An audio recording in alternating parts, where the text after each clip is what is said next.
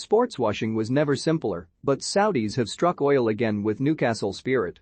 It has been easy for Amanda Staveley and PIF to get Newcastle fans to buy into their project, but the owners must never squander the unity currently driving the Magpies. Say what you must about the Saudi PIF, and there is plenty that absolutely must be said and loudly repeated, but Newcastle's owners are playing a blinder with their football club. It's been little over 6 months since Amanda Staveley strode into St. James Park with the world's most potent checkbook in her briefcase, and the transformation has been stunning. PIF, Staveley and the Reuben brothers bought a wreck, a club tearing itself apart with a squad doing the same, showing more fight among themselves on the training ground than on the pitch, all the while tumbling towards the championship. Now look at them. A top-half finish sounds unremarkable without the context of the first half of Newcastle's season. Taking that into account, it is hard to argue against Eddie Howe being named Manager of the Year.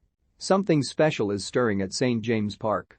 Strap yourselves in, came the warning from Newcastle's Twitter account on Tuesday night, accompanied by the latest and grandest of their much-maligned post-victory team photos, this one featuring the players, staff, their families and a backdrop of around 9,000 Geordies on the Gallagate.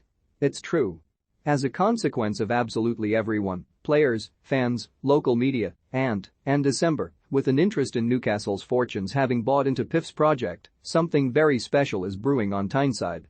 And it's all been so easy. If ever there was a club ripe for this kind of takeover, it was Ashley-era Newcastle United, the rundown focal point of a one-team, football-daft city, full of fans desperate to feel something other than apathy and spite towards the people running and managing their club. She never gave up hope. Pic.twitter.com 7mgpippc8d, Newcastle United FC, at NUFC, May 16, 2022. Apologies if that tweet prompted a reappearance of your lunch, but it is little wonder Staveley remained so determined to get a deal done, even while the Premier League offered the impression of resistance for as long as it had piracy concerns over its product in Saudi Arabia. Staveley could see the opportunity. Couldn't everyone? Granted, not everyone has PIF's means or motivation to rinse away Ashley's legacy, and everything else they hope might come out in the wash, and having been left the textbook on how not to run a football club, Staveley and her cohorts could hardly fail in the first phase. They haven't put a foot wrong yet in the eyes of the majority of Newcastle fans, and the adoration from the northeast towards their Saudi overloads has empowered the owners to push their luck a little. The Saudi-themed third kit for next season is evidence of that. Some Newcastle fans feel a little uneasy about it. Most don't care. Plenty more will buy it to wear with tea towels on their heads. As long as Newcastle's owners say the right things and do the right things in terms of their football club, it is hard to envisage the spirit that has been generated on Tyneside dissipating. And that, for all the money and oil in Saudi Arabia, is the most powerful force behind Newcastle right now. We have seen it elsewhere. Jurgen Klopp has given Liverpool reasons to believe, while Marcelo Bielsa prompted a similar buy-in to Leeds United. While on Merseyside and in West Yorkshire the unifying figure was the manager, on Tyneside, it is Staveley as the face of the Newcastle owners. As all three clubs have demonstrated, the byproduct of such togetherness is success. Yet so few clubs and owners appear able to harness such energy. Or perhaps they just aren't willing for fear of losing power.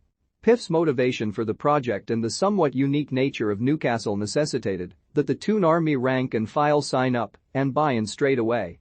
Luckily, so desperate were they for change and some genuine hope, they took little wooing.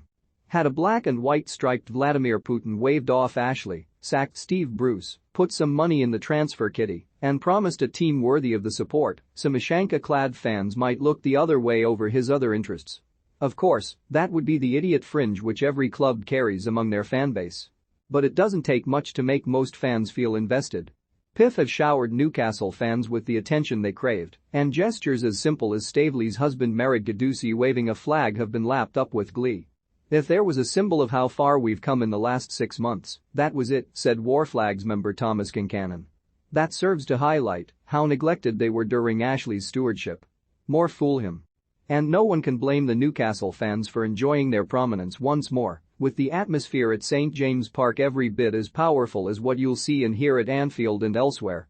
There are few clubs in Europe more united than Newcastle right now, and, crucially, perhaps none with that harmony coupled with limitless resources to match their ambition.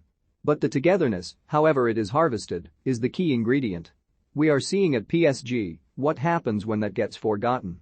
Stavely and Piff would be daft to make the same mistake further down the line once the honeymoon period passes, while other owners could benefit and profit from seeking to replicate the soul-stirring at St. James.